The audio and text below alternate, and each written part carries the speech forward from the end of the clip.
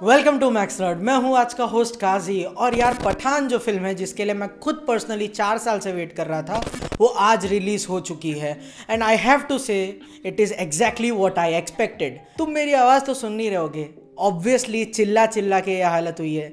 अब किसको देख के वो तो तुम नीचे कमेंट सेक्शन में बताओ।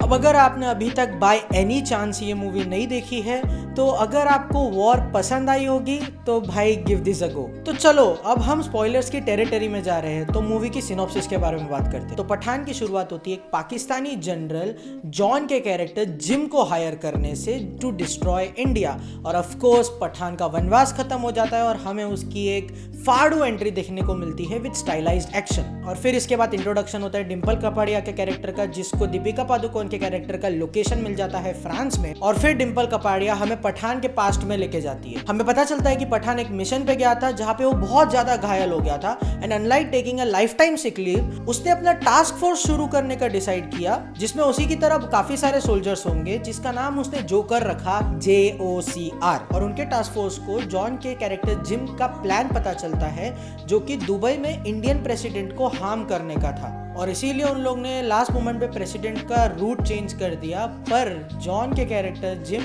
को प्रेसिडेंट को कुछ नहीं करना था बल्कि उनके साथ जो 2 साइंटिस्ट ट्रेवल करने वाले थे उनको पकड़ना था। और फिर इसके बाद फाइनली मूवी में सबसे पहली बार शाहरुख खान और जॉन के कैरेक्टर का आमना सामना होता है जहां पे हमें जॉन के कैरेक्टर जिम की बैक स्टोरी मालूम पड़ती है। जिम एक रॉ एजेंट था और ये किसी और का नहीं बल्कि अपने कबीर का पार्टनर था, ऋतिक रोशन का।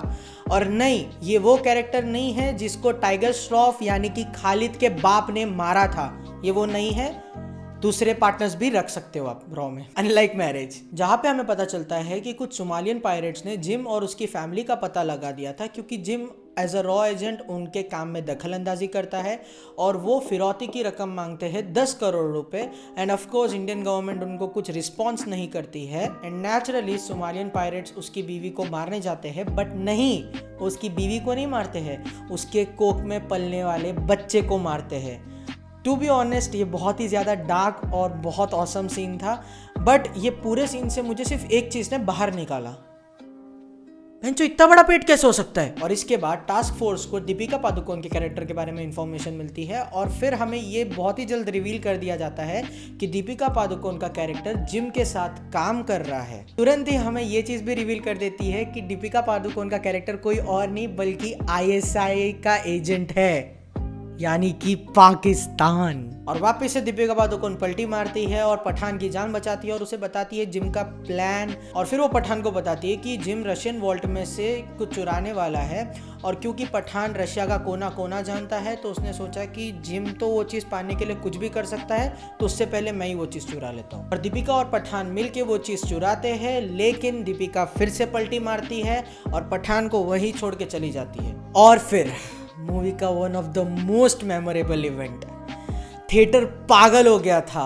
पठान को बचाने हमारे अपने टाइगर भाई जान आते हैं और फिर हमें रियली कुछ फाड़ू एक्शन सीक्वेंसेस देखने को मिलते हैं और जिससे हमें पता चलता है कि नहीं भाई, उन्हें मालूम है कि लोगों को क्या देखना है। और बाद में टाइगर भाईजान अपनी टाइगर 3 को टीज करके चले जाते हैं। And cut to present, Dimple Kapadia का कैरेक्टर किसी और से नहीं बल्कि पठान से मिलने जाता है और वो वहाँ पे जाके उसको दीपिका पादुकोण के बारे में बताती है और फिर पठान उससे फ्रांस में मिलने जाता है। बट अभी पठान भाई सख्त लौंडे बन चुके हैं, वो समझ चुका है कि लड़कियों का चक्कर भाई रहने दो, तो वो सीधा सीधा बोलता है कि मुझे पता है कि तूने मुझे यहाँ बुलाया है तो जल्दी बता कि तूने मुझे यहाँ क्यों बुलाया है। और फिर दीपिका का कैरेक्टर हमें फाइनली जिम के एक्चुअल प्लान के बारे में बताता है जो कि है एक बायोलॉजिकल वेपन बनाना और इंडिया में रिलीज करना, जो कि हमें ट्रेलर में दिखाया था। और फिर वापस से पठान और दीपिका का कैरेक्टर मिलके जिम के बेस पे हमला कर देते हैं और अचानक से जिम एक जगह से दूसरी जगह टेलीपोर्ट होकर अपनी गैंग के इम्पोस्टर दीपिका को पकड़ लेता है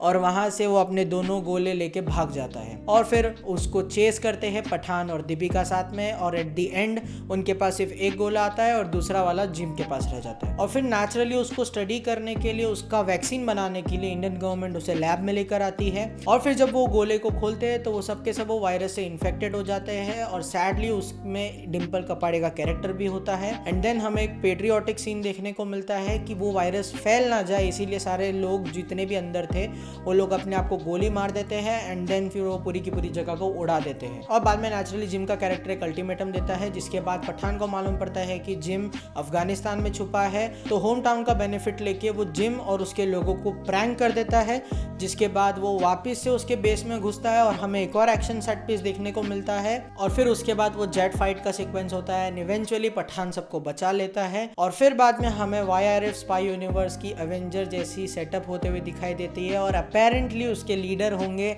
हमारे अपने पठान, जिसके बारे में मुझे कोई दिक्कत नहीं, कोई कंप्लेन नहीं है भाई, मजे है बस। बट जब आगे जाके ऑफ कोर्स ये तीनों साथ में मिलेंगे तो ईगोस तो क्लैश होने वाले हैं, तब देखेंगे कौन लीड करता है। ओवरऑल मूवी एक बहुत ही बढ़िया मूवी है जिसको देख के आपको बहुत मजा आएगा और ये डेफिनेटली सिम्बा और सूर्यवंशी मतलब रोहित शेट्टी कॉप यूनिवर्स को मस्त राइवलरी देती है। बट इनका जो यूनिवर्स बिल्डिंग है वो कंपैरेटिवली बहुत ही ज्यादा मैच्योर और बेटर फील होता है। ये लोग चाहते तो बहुत ही आसानी से सलमान खान के कैरेक्टर टाइगर को और ऋतिक रोशन को एंड के फाइट सीक्वेंस में ला सकते थे, बट इन लोग ने वो नहीं किया एंड आई लव दैट। और हमें ये भी चीज बहुत अच्छी लगी कि इन लोग ने जो दूसरी मूवीज के इवेंट से और कैरेक्टर्स है उनको इस मूवी में जिस तरीके से इंटीग्रेट किया है, जो कि बताता है कि इनके पास एक रफ प्लान तो है ही और जो कि होना बहुत जरूरी है। और जहाँ पे हम मूवी के VFX CGI की बात करें तो हाँ, हमें कई जगहों पे हल्के फील होते हैं और हाँ, ग्रीन स्क्रीन हमें उतना बुरा नहीं लगता जितना हमें टीजर और ट्रेलर में देखने को मिला था, तो उन लोग ने वो चीज फिक्स की है। एंड हाँ, मूवी में 2-3 जगह ही है जहाँ पे हमें ग्रीन स्क्रीन काफी बुरी तरीके से दिखती है, जो कि एक्सपेक्टेड ही है। एंड हाँ, CGI VFX थोड़ा फीका फीका लगता है,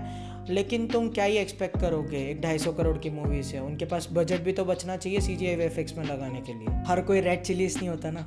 और हाँ, ये तो कहना ही पड़ेगा कि हमें रेस की तो बहुत याद आई। पहले तो जिम और दीपिका पादुकोण के कैरेक्टर को देख के हमें रेस 2 की याद आई और फिर दीपिका के कैरेक्टर को देख के हमें रेस 3 की याद आई।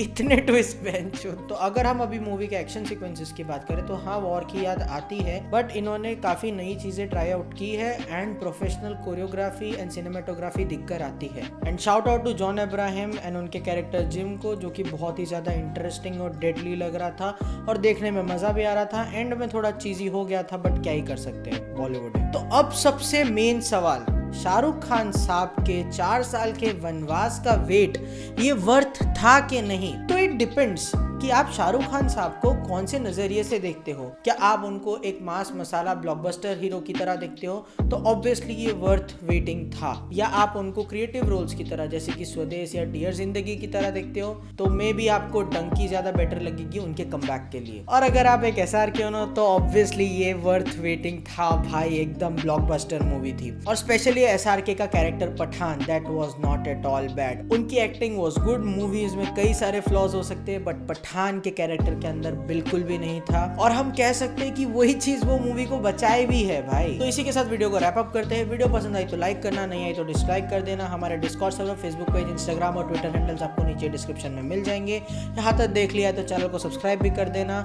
वरना पठान आ जाएगा भाई। और तब तक के लिए मैं हूँ काजी, दिस इज मैक्स नॉट।